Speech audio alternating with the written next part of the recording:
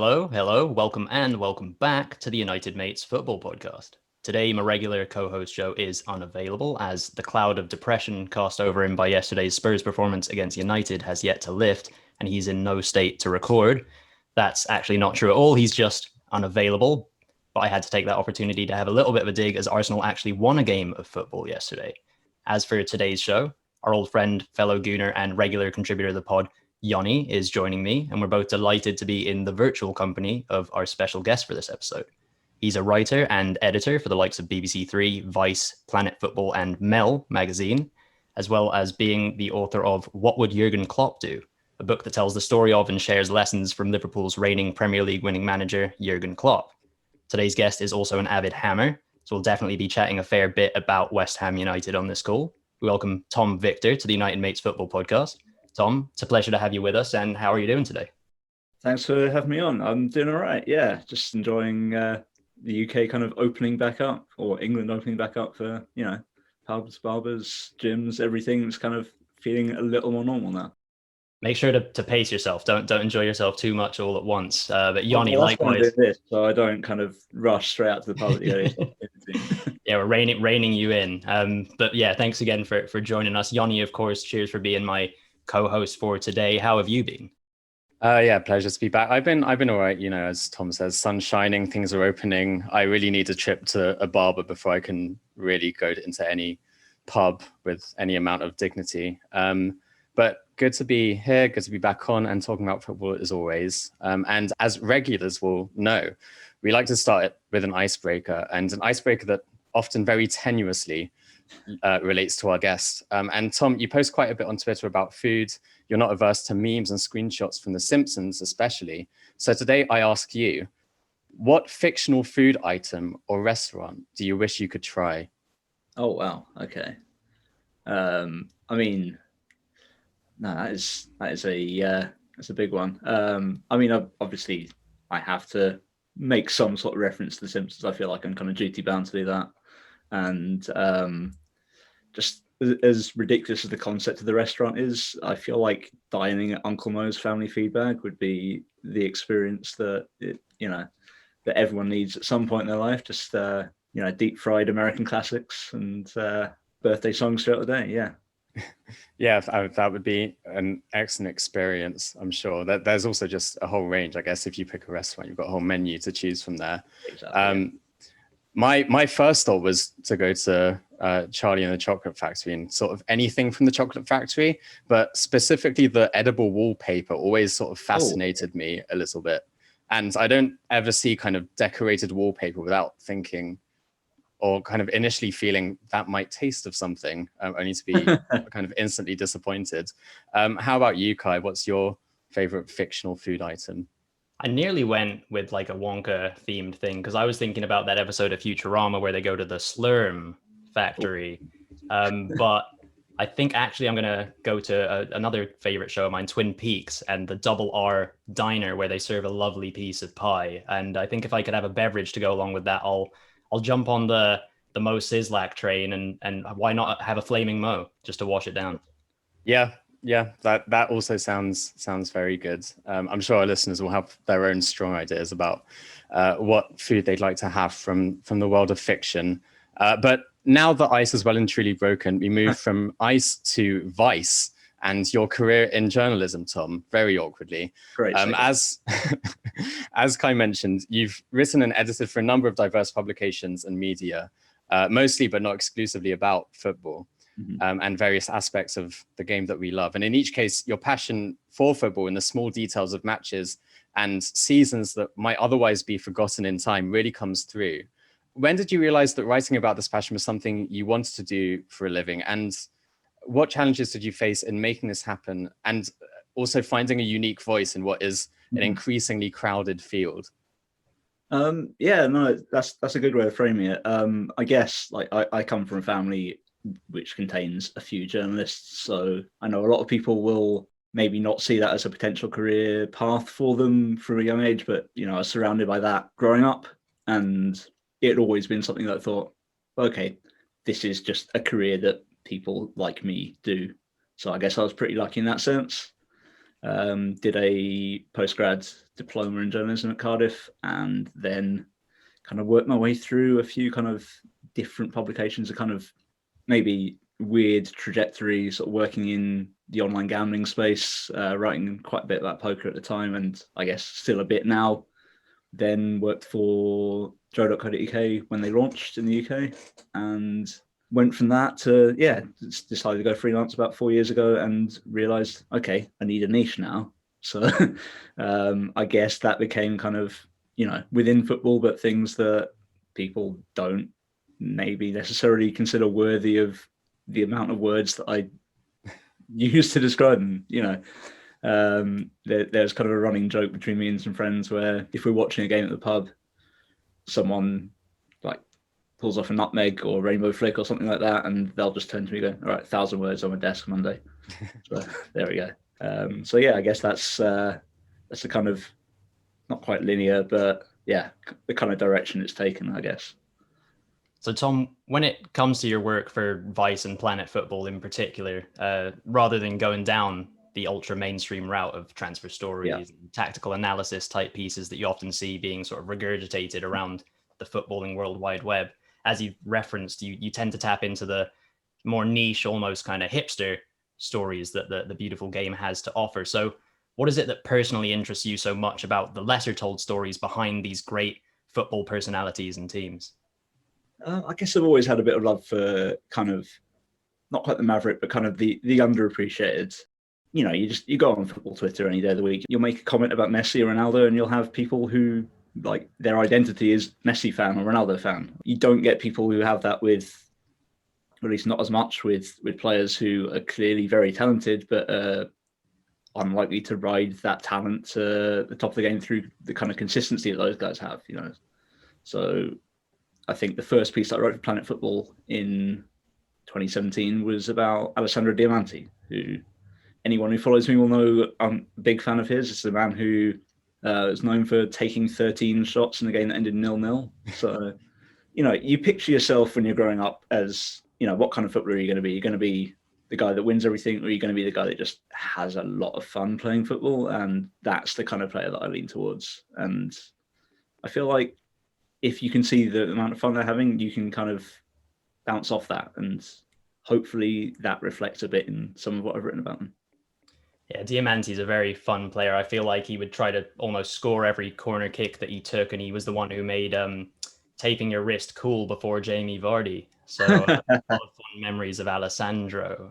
But on the flip side of these fascinating and often bizarre anecdotes and narratives that emerge in publications like the ones we mentioned, Vice and Planet Football, has the obsession with footballers' lives crossed a line? And sort of what I mean by that is, have we as a general public developed the expectation that these professional athletes continue to entertain us even on non-match days, just like through their Twitter or their brand, or even when it comes to snooping into their social lives?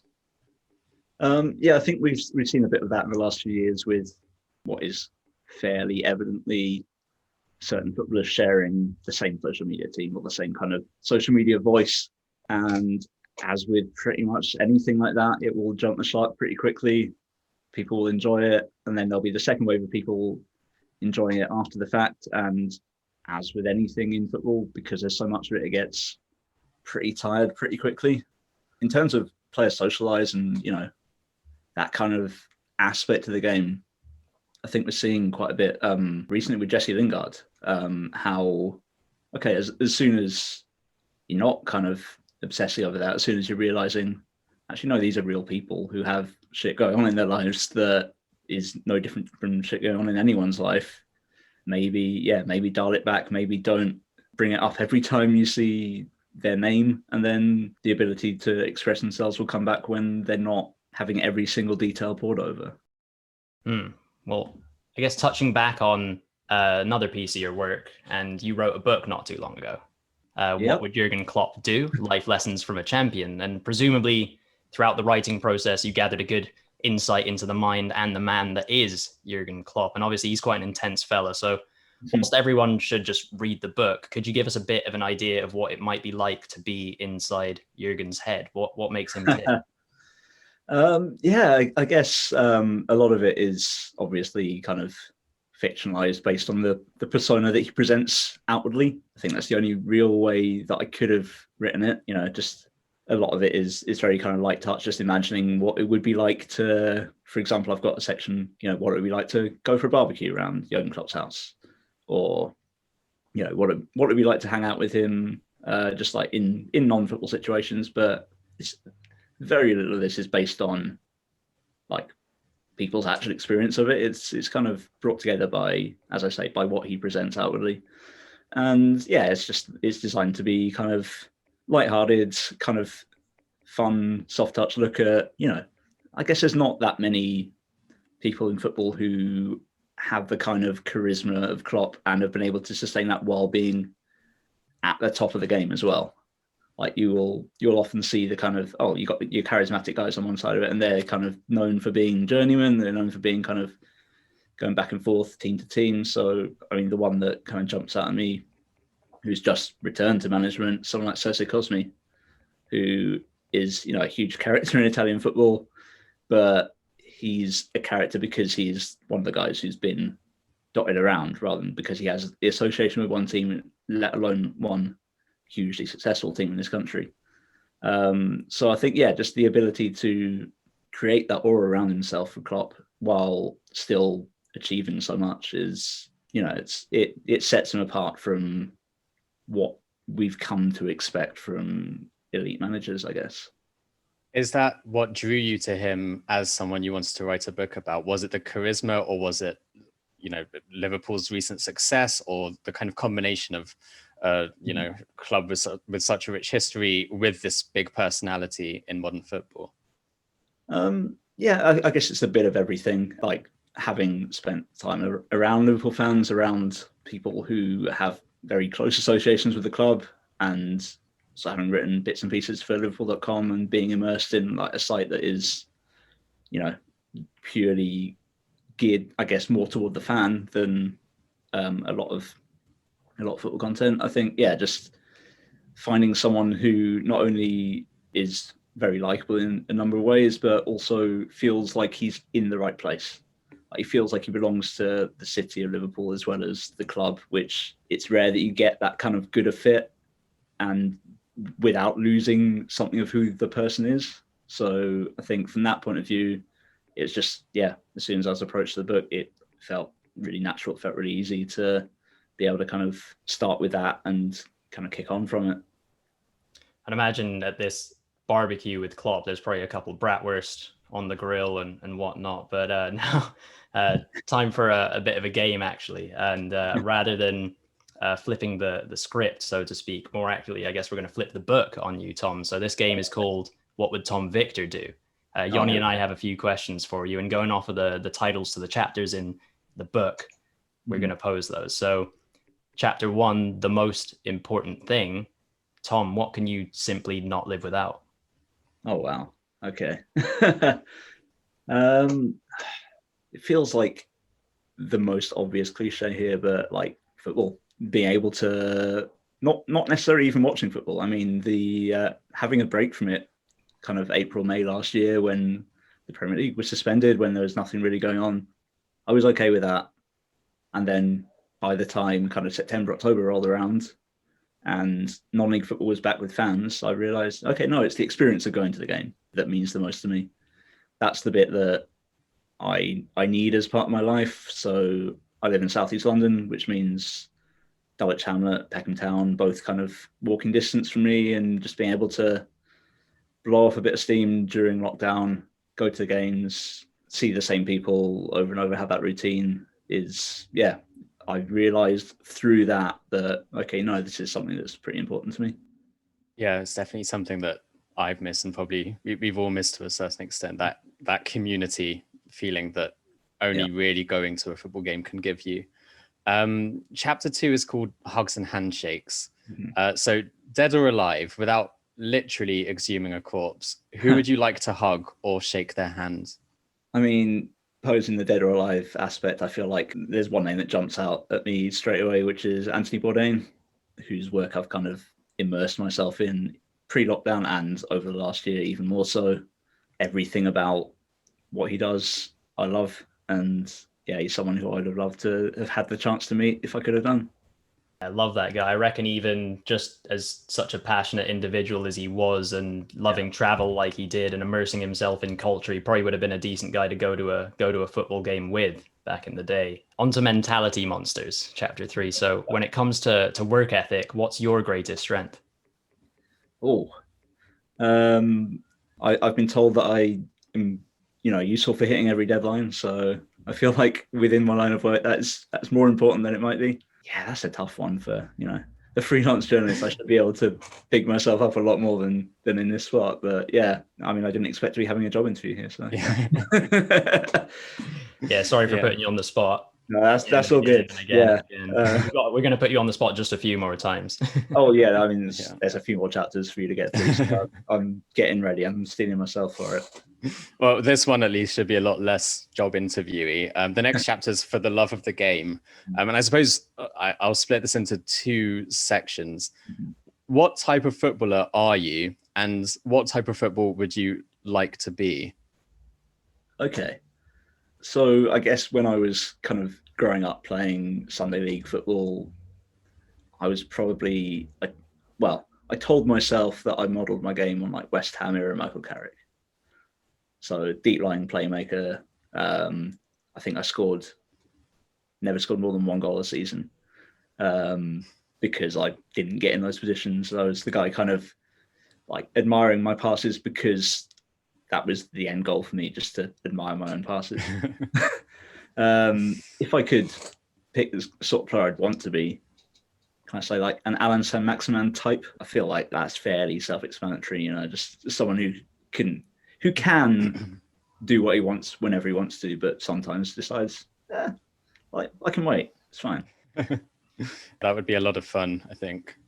Oh yeah, I was gonna say Carrick, criminally underrated. One of those players, unless you watch him week in, week out, you don't really appreciate the job that he does for the side. And on Saint-Maximin, yeah, what an enigma. He scored a brilliant goal the other day. I won't ask you to replicate the celebration that he did backwards, but instead I'll move on to chapter 5.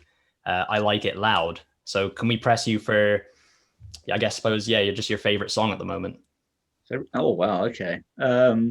This is going to go very much against the liking it loud aspect of it because it's anything but. But in terms of albums this year, the new Cassandra Jenkins one is fantastic. A big Julian Baker fan. Her new one is like on rotation quite a bit, which I realize as I'm saying this is very, very distant from the heavy metal playlist that I have for Klopp in the book. But yeah, it's that's what I've been kind of sticking with this year. Yeah.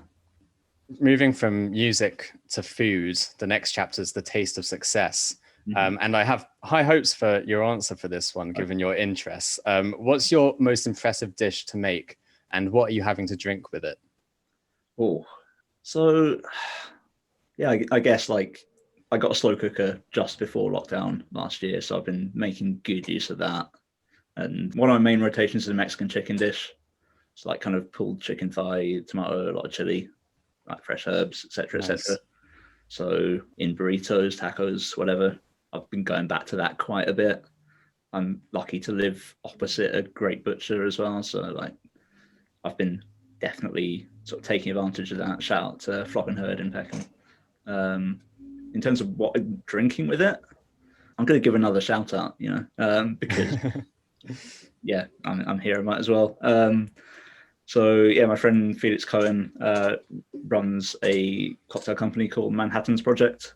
They've been doing mail order cocktails throughout the last few months, and yeah, it just makes a fantastic old fashioned, fantastic Manhattan. I'd probably go for one of the two.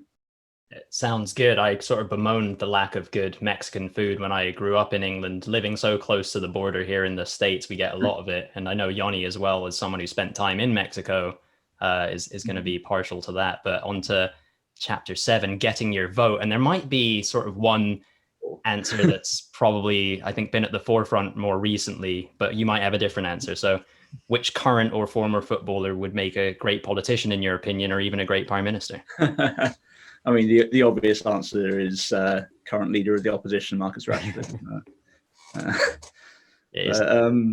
yeah, it's hard to go beyond that. I'm trying to think. There have been some who I've looked at kind of over the years. I feel like I've read some worthy political comments from Cristiano Lucarelli, the Italian former Livorno striker.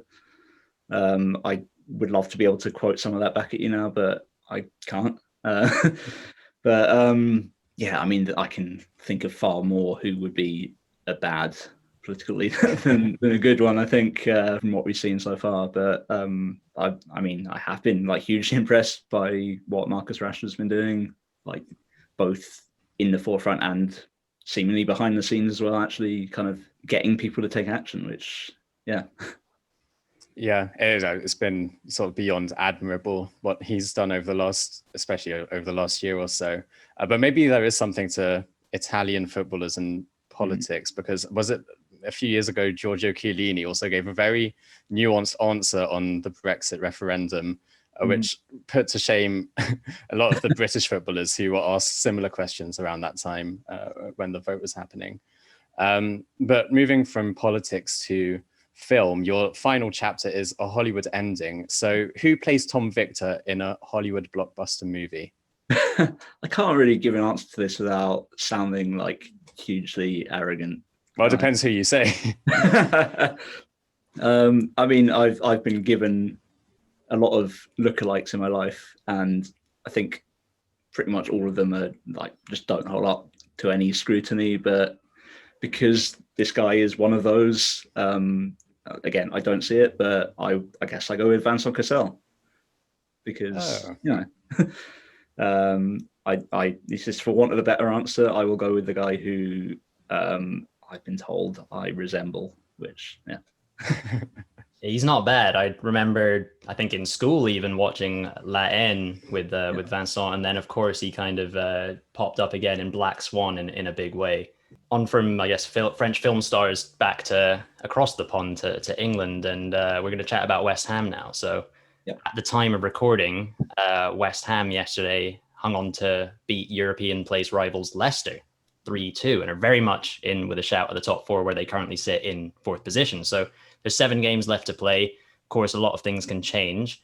But Tom, in your lifetime, I suppose, sort of taking the whole COVID situation out of it, have you ever experienced a West Ham season like this one? I know the club finished, I think, 5th in 99 and 7th in 2016, but surely this is new territory. Yeah, at this stage of the season, yeah. I think the 2015-16 season kind of probably hits the same levels in terms of excitement. It's a team that couldn't really defend. I think we conceded 2 or more goals in 16 different games that season, and still, because we had Dimitri Payet playing for us, managed to turn that into, 2 wins away from finishing top 4 that season.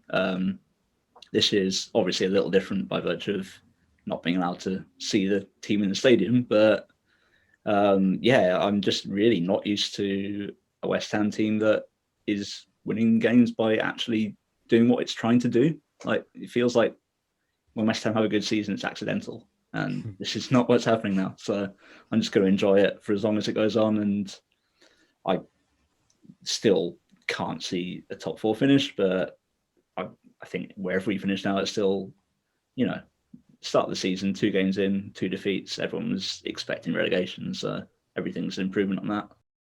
Obviously, qualifying for Europe in whichever competition it is, and I still wouldn't rule out Champions League at all. I mean, you seem to go 3-0 up in every game now, so if you can keep doing that and gradually learn to shit your pants less in the last 20 minutes, then you've got a chance. Going 3-0 up a little later, so there's less our pants. I think that's a good tactics.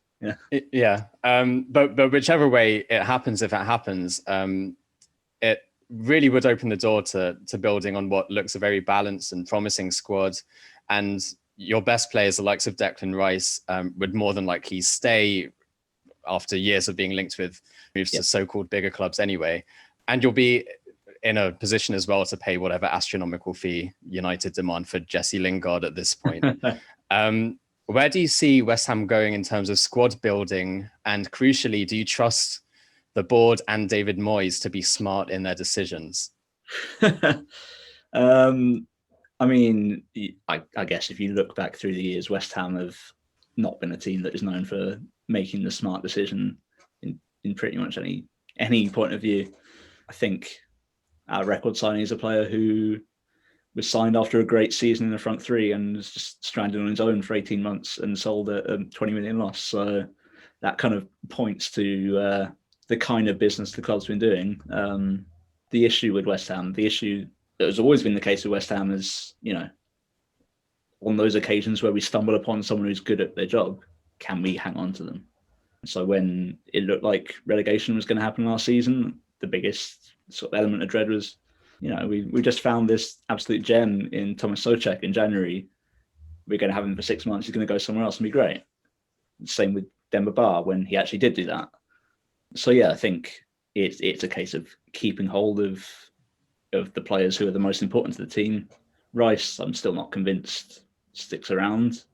I guess we'll see what kind of bids come in for him and obviously where West Ham finish. But yeah, I mean, Sebastian Haller has been sold at a loss. Philippe Anderson is still a West Ham player technically. So this is what happens when we spend big. It rarely, if ever, works out. It seems like Rice might be keen to join his buddy Mount, depending on if Chelsea are keen to put the money where their mouth is. Moyes obviously has to take massive plaudits for this campaign and seemingly sort of rediscovered his charm in an Everton 2.0 kind of scenario. But beyond the manager, we even touched on the board briefly, but the owners have been much criticized down the years between signings, like you've mentioned, and even the move to the London Stadium, etc. So what role have David, and even Karen played in this season's success, if any? And beyond that, can you put your finger on why things are going so right for West Ham currently? So the theory that I've kind of been working through for this season is the sort of style of football that West Ham have been thriving on this season is the style of football that West Ham fans might not have the patience to endure had they been in the stadium from the start of the season. I mean, I've been watching West Ham on and off at the stadium for 25 years. I've been season ticket holder for the last sort of 5 or 6, and I know how antsy our fans get. I know that a low possession game where the attacks are essentially hitting teams on the turnover, letting them have the ball, it's not something that fans are going to have a lot of patience with if it isn't coming off. And, even before there's a chance for it to come off or not come off, there will be kind of discontent based on what I've seen, at least since the stadium moved, probably before. So I think that does play a big part. I think having a few months to perfect a sort of setup where this is what Moyes wants to do with his team, and he's going to be allowed to because there's not going to be any booing, there's not going to be anyone running onto the pitch with a corner flag in their hand. That obviously helps. Yeah, for whatever the reasons are, and I think that's a very strong theory. I've been wondering the same, really, what is behind all the success. West Ham are flying and are in a completely unexpected position with just a handful of games remaining. As you said, kind of players like Rice and Lingard, as well as Souček, Antonio, among others, have delivered, I suppose, a level of performance and consistency that few saw coming. And few saw it coming. Part of the reason is because in West Ham's recent history, it's been a story of false storms and players arriving with a lot of acclaim only to underwhelm. Players like Ale, who were bought for a record fee, and it didn't quite fit, it didn't quite work out in the end. So for this section, in loving memory of the West Ham United we knew from the turn of the century until 2020 and the second coming of David Moyes, we're going to try and build a flop West Ham 11, position by position. Oh, that should be easy. I suppose a team that encapsulates and defines West Ham for the past 20 years. And we'll start in goal. I can give you a few options. Feel free to throw in your own if I've missed any out. I think you'll probably have identified the right guy in this. Well, okay, so we've got David James here, Roy Carroll, Stephen Bywater, Joe Hart, and of course the much missed Roberto. Yeah. Who would you like to be your number one for this team? I mean, there are plenty of kind of worthy suggestions there. I think it's a bit harsh on David James, who, West Ham struggles with him in goal were not really his fault for the most part. I mean, Joe Hart, I will always be frustrated by because he forced Adrian, one of my favourite West Ham players of this generation, out of the club, essentially. But it's Roberto. It's a player who came into the team with West Ham sitting on 11 points in 6 games, and by the time Fabianski came back into the team, I don't think West Ham had picked up another 11 points. And it's a guy who not only made some errors, but seemed to have an error in him every minute of every game, let alone every game. It's a guy who you struggle to understand what the manager saw in him to bring into the club, and it's a shame, but yeah, can't look past Roberto. Yeah. Kai, I guess in your years watching Premier League, is there a goalkeeper who's looked more out of their depth and more prone to dropping a terrible error than Roberto? It's genuinely impressive how woeful his few performances for the club were. Joe Hart, kind of the fall from grace, is a different trajectory, but in terms of just dross, Roberto has to take that one. So I guess he's our keeper, and I'll pose the right backs to both of you, and I guess I'll bring Yoni into it first, and then Tom, you can kind of have the final say on right back. So I've got Guy Demel, Julien Faubert, John either Paintzel or Pantzel, depending on the paperwork, Lars Jakobsen, Sam Byram, and Alvaro Arbeloa. Yoni, for you, is there a standout, underwhelming right back? It's quite an eclectic list that I suppose you could say that for most positions, but there's a mix of sort of young players who promised a lot and didn't deliver, and players who were slightly over the hill and didn't deliver, and players who were just bang average and didn't deliver. I think in terms of sort of the soul of West Ham, for me, it has to be Julien Faubert, just in terms of the personal delusions of grandeur and that weird loan spell at Real Madrid and everything sort of, I don't know, it's just, he encapsulates to me as an outside spectator what West Ham, I suppose, was, especially at that time around the Gianfranco Zola era. So Faubert would be my choice. What about you, Tom? Faubert has been a guy who I have defended to the hilt as a massively underestimated, maybe unfairly maligned player. It's a guy who did his Achilles within one friendly of joining the club and was kind of playing catch up after that. Obviously, the Real Madrid thing is going to colour a lot of people's opinion of him, but for me, the enduring memory is a couple of months towards the end of Zola's reign, where he produced 2 of the best assists that I've seen from any West Ham player of any era. So kind of a slide rule through goal for Carlton Cole and a cross and right for Elan in that kind of battle against relegation in that horrible, horrible West Ham team, 2009-10. So my pick is going to be the other former Real Madrid player. It's going to be Arbeloa. I remember going to Howling Hops in Hackney Wick, sort of around the corner from the stadium, after a game last season, possibly the start of last season, and seeing someone wearing a West Ham shirt with Arbeloa on the back and having no idea what was going on. And I say this as someone who, again, we may come to him later on, but someone who once owned a West Ham shirt with Rebrov on the back. Even that doesn't seem as ridiculous as Arbeloa being there after his, I think it's 3 games, 3 defeats, and a man who a few months later said, okay, yeah, no, playing for West Ham made me realise that I needed to retire from all football. So I think that paints the picture of what his spell was. Fair enough. I'll defer to you on that. Arbeloa can get in this team. Moving across to centre-back, which Kai and I were discussing before, was quite a slightly more difficult position to pick loads of players for. I think because West Ham have had relatively established centre-backs for quite a lot of the last couple of decades. But to throw some names in and pick 2 from these, Manuel da Costa, Callum Davenport, Jonathan Spector, Ragnvald Sommer, Emmanuel Pogatetz, Roger Johnson, Jose Font, Mauricio Taraco, Hayden Fox is another option. Tom, who are your instinctive picks for that position?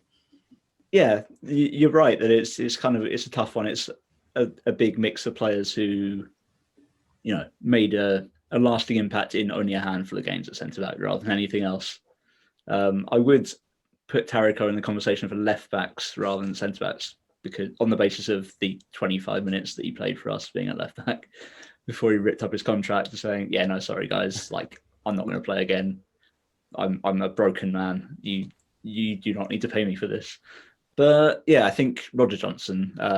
It's hard to look past the game against Man City, the League Cup semi-final, where there's the famous clip of him just backtracking, and just letting Yaya Toure walk forward and pass the ball into the net. I think he gets one of the spots. I think in terms of kind of your classic West Ham signing of a guy who, our manager recognises his name because he played in the Premier League a few years ago, and we're going to see what he can do now. It's probably Pogatetz, who the only memory I have of his spell was him coming off the bench in a game against Spurs. I believe we were ahead at the time, or we were level with about 3 minutes to go, and we lost that game. It's the one with Gareth Bale's famous last-minute winner. And I was living in Tottenham at the time, so obviously that made it a little more painful. So yeah, Pogatetz can get the other centre-back spot, I think. All right, Kai, any thoughts, any other contenders there for you? I think that's quite a nice left foot, right foot balance of two rubbish centre backs for West Ham. Roger Johnson, who famously showed up drunk to Wolves training after being quite good for Cardiff and Birmingham in his early stages of his career. And then, Pogatetz, decent at Middlesbrough, always like kind of, I guess, a cult footballer when you were a kid growing up just because of how he looked, I'll just say it.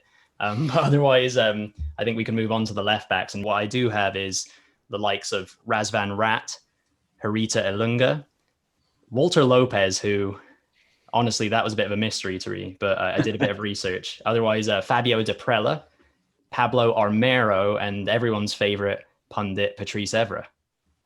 Tom, who's getting the left back spot? I feel Fabio Deprella's being treated a bit unfairly here. He was 19 or 20 when he came through, played a few games, and then disappeared off the face of the earth.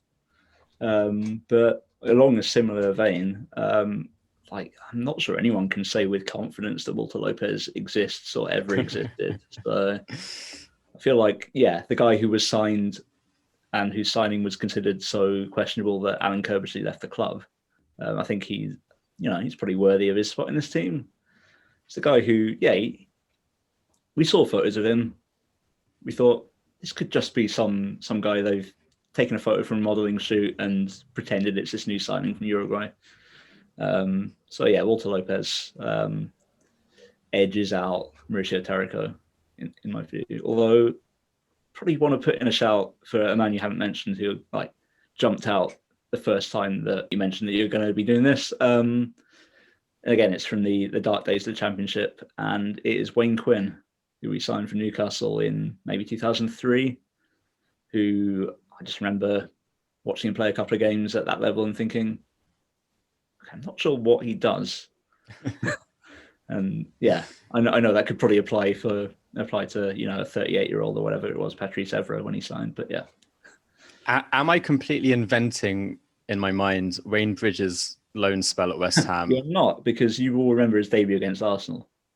Right. Yes. Yeah, he played that. Did he give away a penalty or make a horrendous error or something? He was, if I remember rightly, he was at fault for all 3 goals. Okay. I didn't know if that was a fever dream or... and could not handle him. But Okay. I did then. I ended up meeting Wayne Bridge at a Poker Stars event a few years later, where he seemed just like an absolutely lovely man. Played some beer pong with him, and on those grounds, I am willing to overlook all his ills of his time at West Ham. I guess the stock image footballer Walter Lopez pips him to the left back spot. So I guess we got the back 5. Yoni, if you want to bring in the midfield.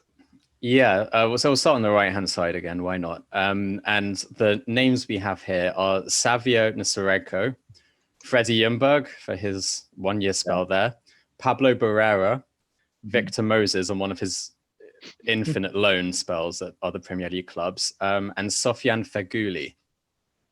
Okay, the guy who I had in mind for this has not come up, which I guess it is a pretty stacked field here. But I'm going to go past again. I feel like the fact that this guy played for us not in the Premier League is probably a big part of it. I feel like the version of David Bentley that West Ham signed, might have to be the one that goes in on the right here.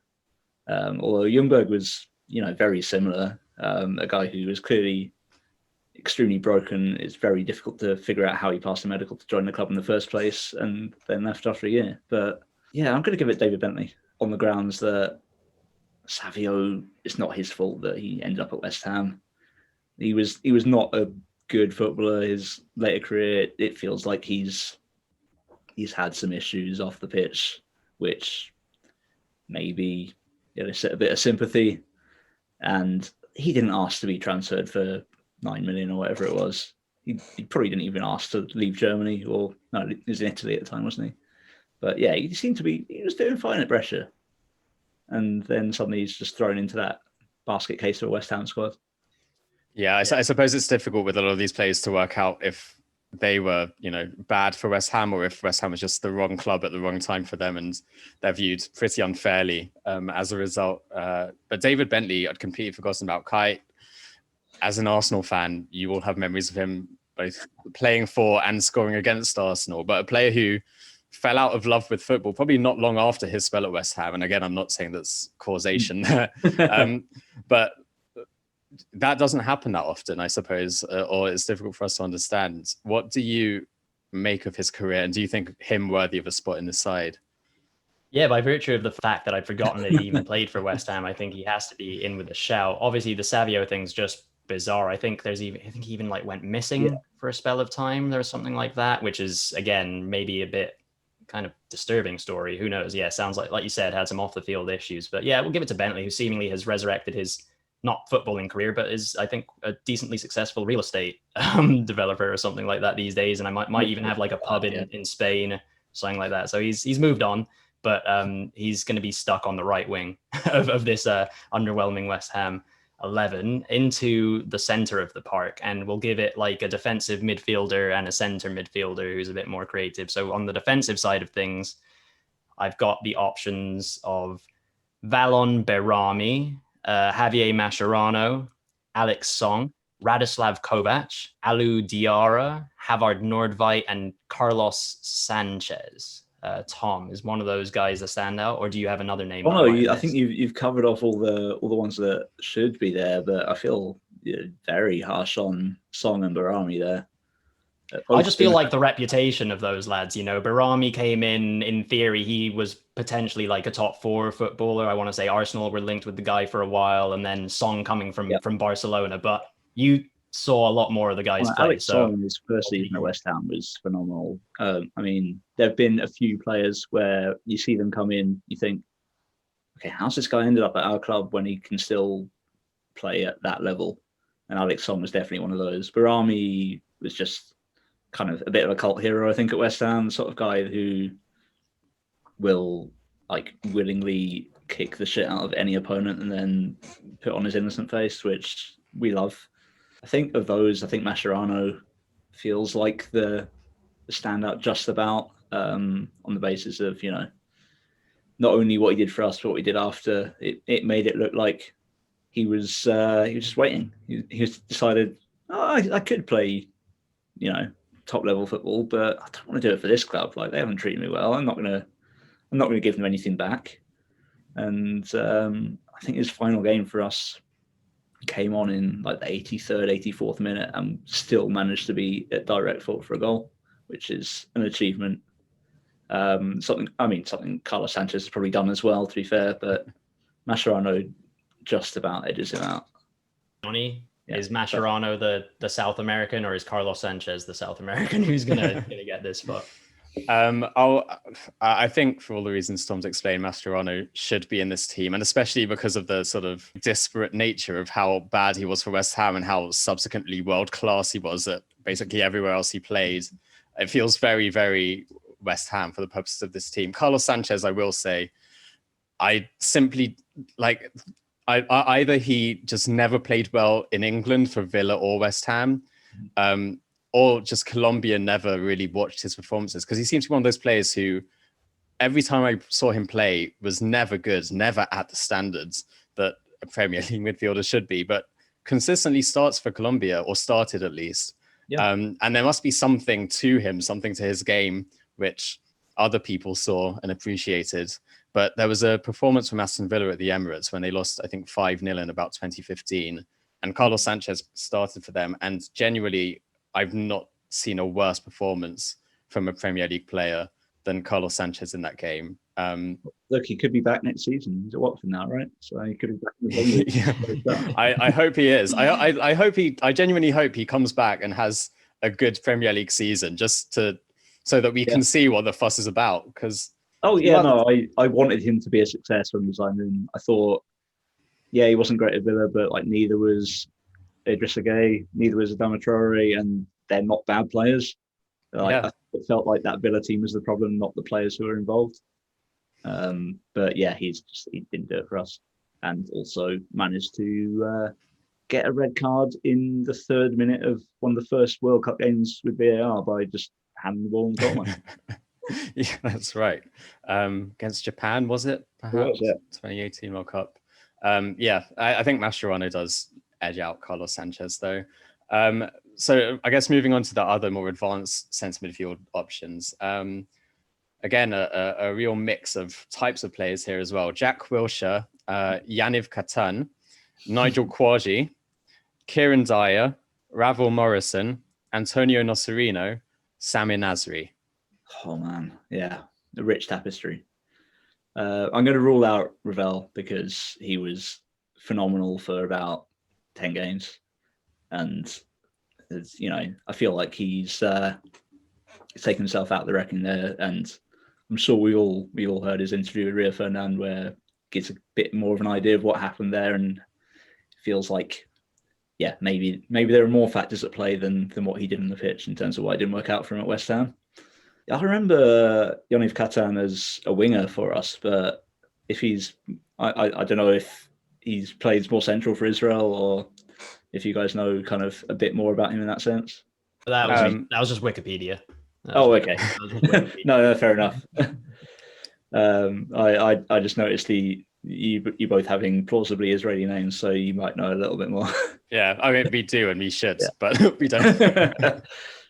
I mean, Wilshere, again, one of those players who signs for West Ham, you want the best for him. You really want him to succeed. And, we all know what's happened with him. I'm trying to think. I'm feeling like we've missed someone here. I'm feeling like there's probably someone from a little earlier on who West Ham brought in, who just didn't do it in any regard. Although the other option is, you look at how West Ham are playing at the moment with your two sitting midfielders, and do we just want to throw in Sanchez or throw in Nordtveit in the other sort of central midfield spot there? I feel like you've got a more kind of coherent team in terms of failures rather than in terms of positions. But come back to me on that one. I'm trying to rack my brains like this. I'll throw in another name, and then I'll ask Kai if you have any kind of opinions on this. Hayden Mullins, how is he regarded as a West Ham player? He's regarded as, from the outside, he's regarded as the guy that kept Mascherano from the first team, which is true. In fairness, he's got a good place with West Ham fans from helping us get back to the Premier League 2005, and that first season back. I feel like West Ham might have held on in that cup final in 2006 if he'd not been suspended for the game. I think he's well liked at the club, and just West Ham kind of outgrew what he could offer. Really, there's no ill will when he left. Yeah, that's fair. Kai, how do you see the second centre mid position here? From watching Wilshere boss it against Barcelona at the Emirates to where he's sort of more these days. I know he's back at Bournemouth maybe again. He's back at Bournemouth, yeah. That seems to be a good place for him, but it didn't really work at West Ham. But I think that's a decent shout. Carlos Sanchez, just have two DMs. If something comes to you later, Tom, just shout it out. But for now, I reckon, maybe Carlos Sanchez. Go on. I'm going to pull up some Wikipedia pages in the background. Yeah. Do a bit of research, and for now it's Mascherano and Sanchez, and like I said, we can come back to it, but we'll move on to the left wing. And if Wilshere wasn't enough of a Arsenal connection, my first choice for both of you guys is going to be Luis Boa Morte. And then we've got Gökhan Toure. I've kind of taken a liberty with this guy to put him out on the wing. It's Mr. Banned from Football, Victor Obina.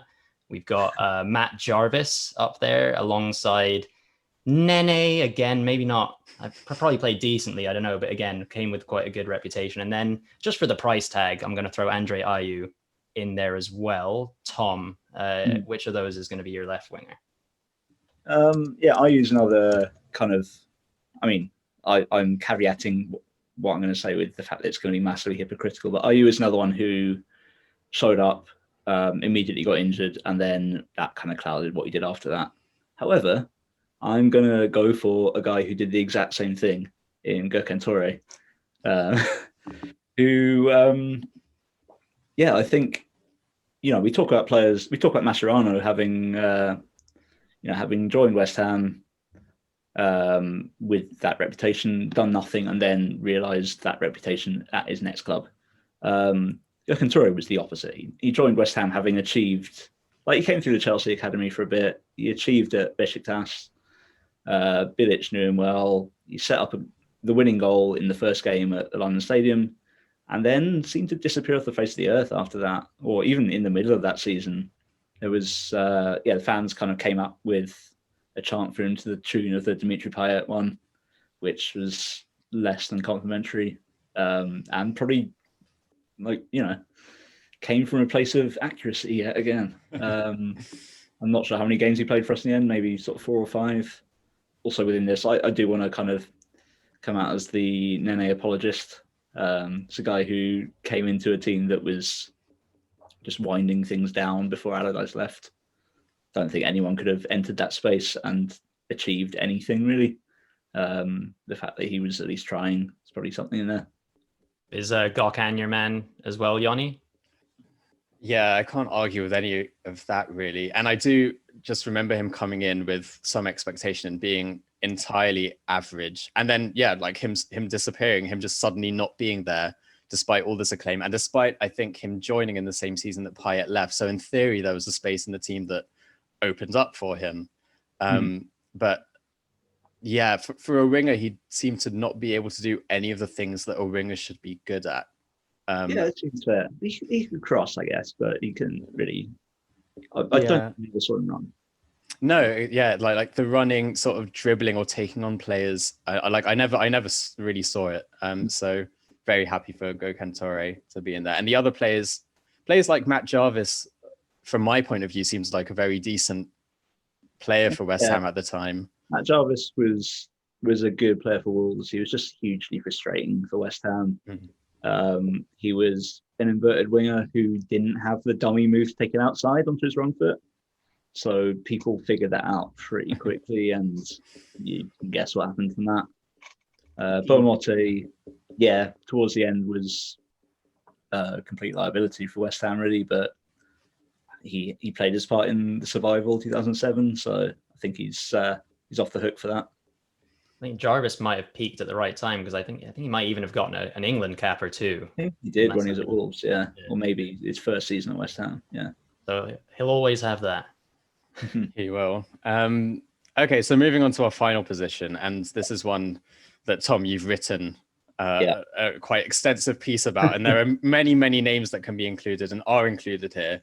So I'll try and get through them. Diafra Sakho, Freddie Picquion, Jordan Hugill, Benny McCarthy, Nicky Maynard, Emmanuel Emenike, Guillermo Franco, Mido, Jonathan Caleri, Marco Borriello, Modibo Maega, Diego Tristan, Kepa Blanco, Marouane Chamakh, Enner Valencia, Sebastian Haller, and Elan. And there are probably 10 or so other strikers who could reasonably included. So feel free to shout any of them out. No, that's the abridged version, I'm sure, yeah. I think I've got my 2 from those. I mean, I don't know. It's 2 from 3. Mido is in the team straight off the bat. A guy who just seemingly both didn't want to be there and didn't have anything to offer when he was brought into the first team. Stuck around for a few months. Did nothing beside miss a penalty in one game. And I then saw him a few years later just playing centre-back for an Africa Legends team in 2018, maybe. Wow. So yeah, Mido's in there. Second spot, I feel like in terms of expectation versus reality, Jonathan Kajeri was, came with such high hopes. He scored that Rabona for, I think it's for Boca Juniors. Thought, oh, okay, this guy is the kind of idiot maverick striker who I tend to like normally. And then I saw him play, and he wasn't the interesting kind of bad, which was the problem. Although I did see him again try Rabona when 6 yards out in front of goal in the middle. Which, if you felt like Eric Lamella's Rabonas were gratuitous, that kind of takes another level. But I think he just misses out. I think Benny McCarthy takes the second spot purely for not only doing nothing in his first season, but then sticking around, and to the point where I think no one had realised he was still at the club, and then he randomly showed up in a kind of a midweek game, coming on as an 80th minute sub.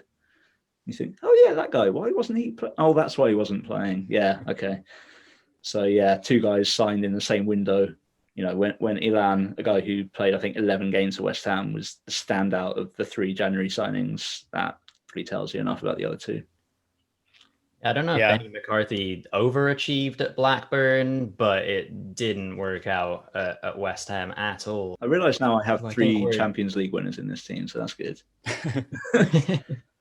Yeah, it just didn't work out at Upton Park, I guess. But on the likes of Elan and even Guillermo Franco and like Kepa Blanco, David Di Michele, who we didn't even mention, I think West Ham, they managed to get a good amount out of some of these guys who weren't actually brilliant footballers. It was kind of the opposite for some of them. They actually maybe overachieved. Di Michele had a good few weeks. Another guy who I don't think we mentioned is Marco Borriello, who I think he was on there. He was on. Was it a loan from Roma or something like that, or a loan from the same window? We got Antonio Nocerino and Pablo Almero, who both came up.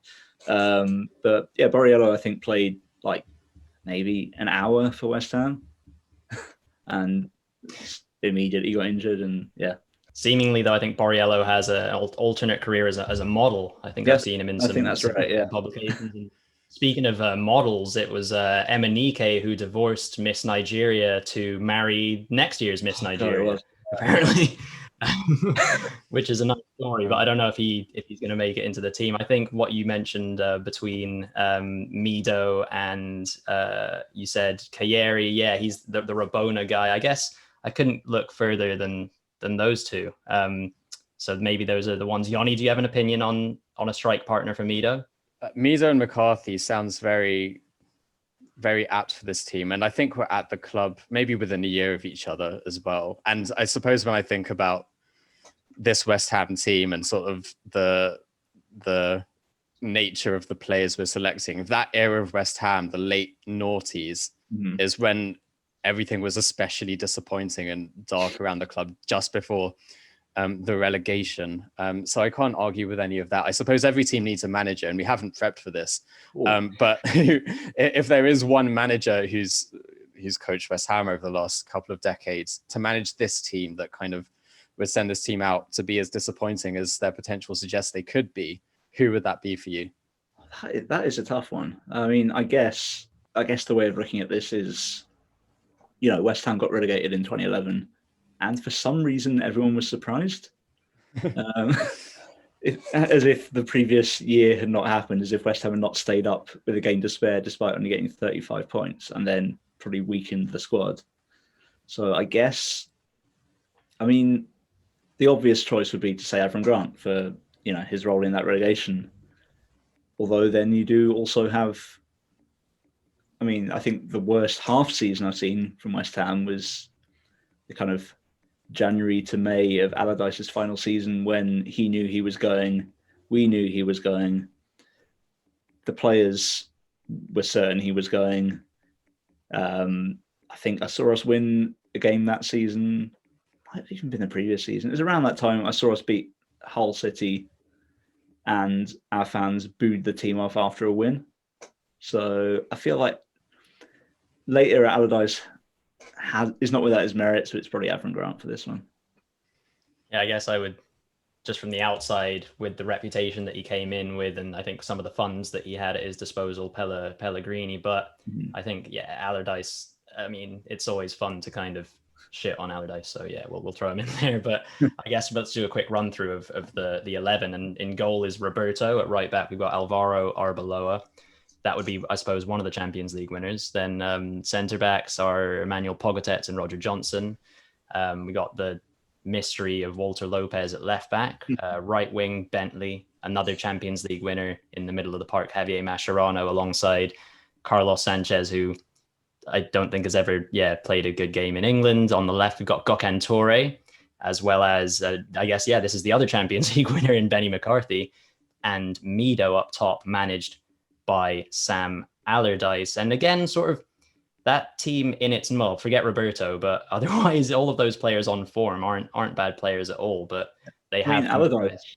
Allardyce had some good years at West Ham. I want to specify that it is 2015 Sam Allardyce that we're talking about here, not the man who took us up or kept us up, but the one who, just oversaw some of the worst football I've seen. I can't imagine what it would have been for a neutral to take in any of the games from that part of the season. I was also after like a good start that year. Season. West Ham were in the top 4. At some point, yeah. Well, we'll see if he can work his magic for West Brom. I think they have a couple of games in hand, although Newcastle have started to pull away. Yes, I don't think he'll be able to keep them up. But it would be, if anyone can do it, I guess Big Sam maybe can do it. They were 2-0 up as we started recording against Southampton. I have no idea how that game's turned out, but yeah, they thrashed Chelsea the other day too. So he's definitely made an impact. Whether or not it'll be enough to keep the baggies in the Premier League, we'll see. But I reckon on that note, that's about as much time as we have for today. So I want to say thanks to Yoni for being my co-host today, and an extra special thank you to Tom Victor. Tom, we hope you enjoyed being our guest, and for our listeners, how can they best follow you and keep up with all of your work? Oh, no, it's been my pleasure. I guess Twitter, I am just at Tom Victor. There's a periodically updated link tree on there where people will be able to find some of my work. Otherwise, I guess I'll be regularly putting stuff out. At the moment, I'm working on some non-football projects, so hopefully be back on the football train the next few months. And I wish I had more to plug. Buy my book, I guess. Thanks again, Tom. It's been an absolute pleasure having you on the podcast with us. Maybe if another book comes out, we'll get you back on to delve inside the mind of, who knows, not Jurgen Klopp this time, but maybe David Moyes, right? Good material at the minute. We've loved having you with us, Tom. Thanks again. As for our end of social media and whatnot, please do check out the website. That's unitedmatesfp.com. We're on Twitter, Instagram, and Facebook at UnitedMatesFP. And if you happen to feel like putting some faces to these voices, make sure to check us out on YouTube. Just look for United Mates Football Podcast, and don't forget to hit that subscribe button while you're at it. Until next time, everyone, take care of yourselves and take care of each other as well. Goodbye.